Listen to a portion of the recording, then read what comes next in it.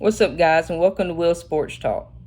Now, this video is going to be a little bit longer than my past few videos have been, and that's because I'm going to try to take this one a little bit slower, just because there's a lot of information to cover here, and it can get real confusing real fast. So I'm going to try to take this a little bit slower. And we all know the college football season is approaching very fast. And before we can sit down and actually watch college football, we've got to kind of understand each conference and what each conference is planning on doing, what their moves are, and what to expect moving forward from each conference. So that means in this video, we're going to be discussing conference realignment. And conference realignment actually started happening last year in 2022. And in this round, because there's probably more than likely going to be more to come in the future. But in this round, like I said, it started in 2022 and it's going on through 2024.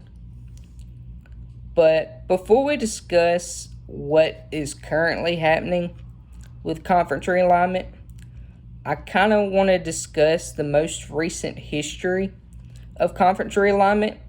Kind of give a timeline of what has happened, starting with 2012. And 2012 is actually when Missouri and Texas A&M left the Big 12 for the SEC. And that is also when TCU left the Mountain West Conference and West Virginia left the Big East for the Big 12. And then in 2013, Syracuse, Pitt, and Notre Dame leave the Big East for the ACC. And in 2013, that also marked the official end of the Big East era and the official start of the AAC, the American Athletic Conference. And then the last year of the most recent conference realignment happens, 2014, and that is when Louisville leaves the Big East for the ACC, and Maryland and Rutgers leave the Big East for the Big Ten. So, now that we've discussed the most recent history of conference realignment and kind of gave a timeline for the last round that happened, that leads me to the question, how can conference realignment affect college football? And conference realignment can actually affect college football in a multitude of different ways. And I'm going to kind of discuss some of those ways today. And I'm going to start with recruiting and NIL. And the way that recruiting and NIL can affect realignment. Let's say a prospect or a recruit, I should say. Let's say they were to move from the Big Ten to the AAC. Well, that's a weaker conference with lesser competition. So that recruit will probably be less likely to commit to that school. And if they did commit to that school, because that school moved to a lesser conference, that would mean less NIL money for that recruit, because that conference has less money than the bigger conference, so that for that school has lesser money. So going on to the second reason, Conference realignment can also affect strength of schedule. The reason it can affect strength of schedule is pretty obvious. A lesser conference means lesser competition.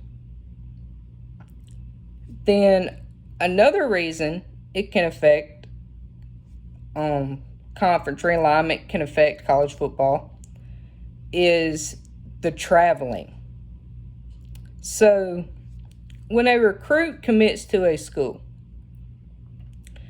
they already know like the conference, their opponents they're playing, the traveling that's involved in it, who they got to play, where they got to play. They already know all that. And then conference realignment hits. Well, that completely changes the game. That changes who you're playing, where you're playing. You could be traveling across the world now. So, with that being said, that changes things drastically. That could lead to much longer trips for the players, which takes a toll on them, both mentally and physically. It could mean less time on campus, and also it could mean less time spent with the family. But the last reason that I want to discuss how conference realignment can affect college football is actually a team's revenue. And by revenue, I mean like media deals, etc. Like, for example, it can increase value of national TV deals for a certain conference or a certain team. And what I mean by that is teams that draw higher ratings will increase media right deals. So by the Big Ten actually adding USC and UCLA, I actually expect TV deals and media right deals to increase for the Big Ten when they do move. So now that we've discussed all that, I kind of want to break each conference down and kind of discuss the moves they're making. I'm not going to go in much depth. I'm just going to discuss the moves, who's leaving, who's coming, that sort of thing. So we're going to start with the SEC. The SEC, nobody's leaving the SEC.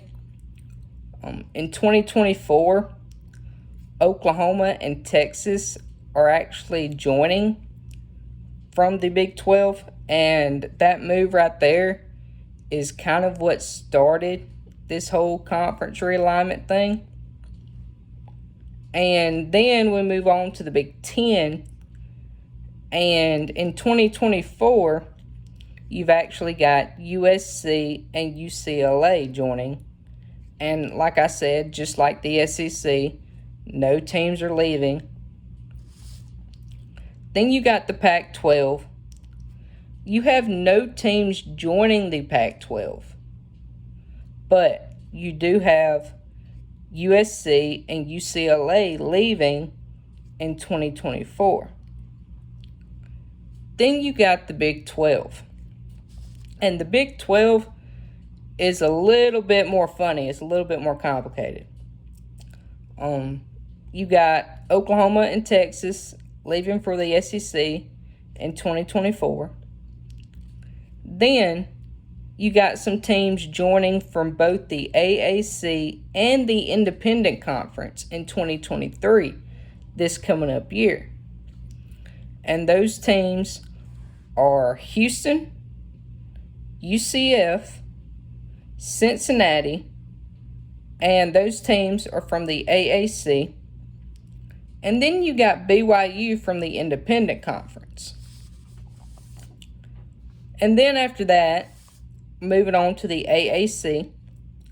The AAC is complicated, just like the Big 12 was. Leaving for the Big 12 in 2023, like I mentioned, you have Houston, UCF, Cincinnati, and then BYU from the Independent. And then joining the AAC in 2023, you actually have Charlotte, FAU, North Texas, Rice, UAB, and UTSA. Then we move on to the Sun Belt Conference. The Sun Belt Conference, you don't have any leaving, but you do have James Madison, Marshall, Old Dominion, and Southern Miss from Conference USA. And they actually joined last year. So they played in the Sun Belt last year. So this will be their second year in the Sun Belt. And then you've got the last conference we're going to discuss, and that conference is Conference USA. Now, Conference USA is probably the most complicated out of all these conferences that I've discussed. Conference USA, leaving, you have Marshall, Old Dominion, Southern Miss, and they all departed from the Sun Belt in 2022, like I said. Then you have Charlotte, FAU, North Texas, Rice, UAB, and UTEP.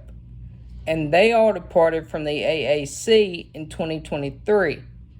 They're going to depart this coming up year.